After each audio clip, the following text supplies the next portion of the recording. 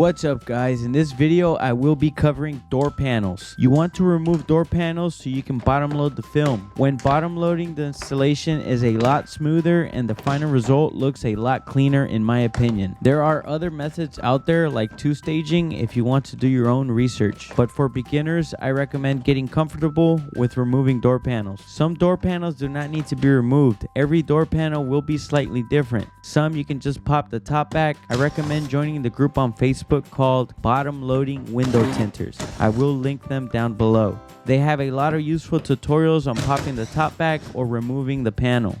If you can't find the information you need in that group, another useful tool is going to be YouTube. Just search the year, make, and model and how to remove the door panel. At first, it will be scary to remove panels, but after a while, it just becomes second nature. Be very careful with vehicles that are older than 10 years. The old fragile plastic is more prone to breaking. Inspect panels with the customer at drop-off and inform them of any prior damage. After I remove the door panel, I pop the bottom back in to hold it in place and use a mechanic's plastic seat cover to protect the panel from water. Don't forget to like this video, subscribe to my channel, drop a comment if you have any questions, and check out the description below for any useful links. Thanks for watching, follow the course, and keep practicing.